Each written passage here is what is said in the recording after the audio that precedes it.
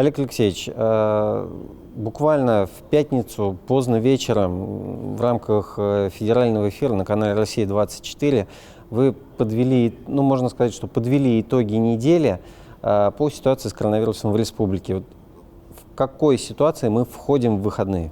Ситуация на самом деле достаточно напряженная, потому что если смотреть по коэффициентам, по которым отслеживается в целом коронавирусная ситуация и дается оценка, конечно, у нас ситуация развивающаяся в негативном ключе. Но если посмотрим чуть-чуть шире, то есть это количество выздоравливающих людей, количество людей, которых мы кладем дополнительно в больницу, количество людей, которых мы переводим на амбулаторное лечение и доставляем до них лекарственные препараты бесплатно силами волонтеров, врачей и всех других участников, то ситуация стабилизируется, и очень важно эту стабилизацию и дальше развивать. Благодарю всех тех, которые сейчас откликаются с предложениями о помощи в различных аспектах оказания помощи людей, которые заняты борьбой с коронавирусной инфекцией. Это и врачи, это и медицинские работники, это и в целом те организации, которые активно задействованы в этот процесс. То есть волонтеры, добровольцы, коммерческие предприятия, автоволонтеры.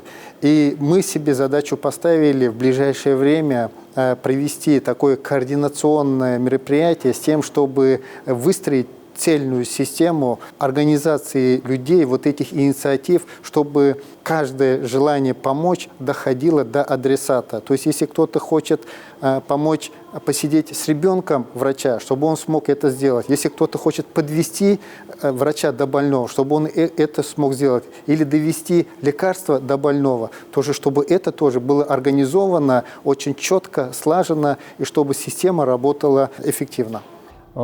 Одним из важных событий этой недели была сессия Госсовета. С одной стороны, сессия очередная, но документы там очень важные. Приняли стратегию развития Чувашской республики и в первом чтении обсудили бюджет. Ваша оценка перспектив реализации этих документов для Чувашии?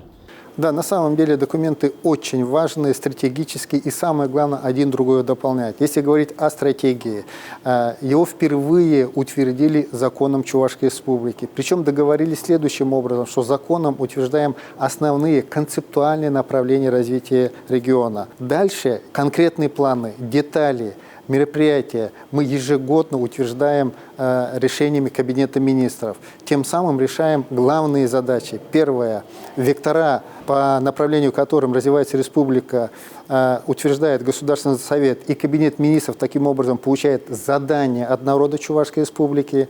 А мероприятия мы ежегодно актуализируем, анализируем и вырабатываем новые подходы для того, чтобы повысить и эффективность, а самое главное, добавить новые элементы с тем, чтобы каждый человек не только почувствовал изменения, но и активно участвовал в этих изменениях. Говоря о бюджете, это, конечно же, это уже инструмент реализации этой стратегии. И очень отрадно, несмотря на очень сложный проходящий год, удалось сформировать бюджет активного развития. То есть в данном бюджете не только сохранились все те меры поддержки как отдельных граждан и бизнеса, но они и увеличились. Кроме того, существенно, в 1,5 раза у нас увеличилась региональная адресная инвестиционная программа, а это объекты здравоохранения, объекты культуры, инфраструктурные объекты, объекты водоснабжения. И это все говорит о том, что нам удалось сформировать бюджет таким образом, чтобы, с одной стороны, использовать максимально эффективно имеющиеся ограниченные ресурсы, выставить приоритеты, сконцентрироваться на важнейших задачах, а самое главное, за счет этого мы надеемся, что мы привлечем и дополнительно средства частных инвесторов на реализацию более масштабных проектов. На этой неделе впервые в республике, очень много у нас, кстати, в этом году под словом, под грифом «впервые» происходит, но вот впервые в республике мы отпраздновали День чувашской вышивки. Праздник, по вашим ощущениям, состоялся ли праздник и что дальше? Несмотря на сложную ситуацию, опять же, праздник состоялся. И то, что праздник вышивки появился и состоялся, это как раз заслуга того, что органы государственной власти взяли за правило работать в постоянном контакте с населением. То есть в ходе обсуждения комплексной программы развития Чувашской Республики на следующие 5 лет, летом этого года, со сферой культуры было дано предложение работникам культуры образовать в Чувашской Республике государственный праздник, посвященный чувашской вышивке.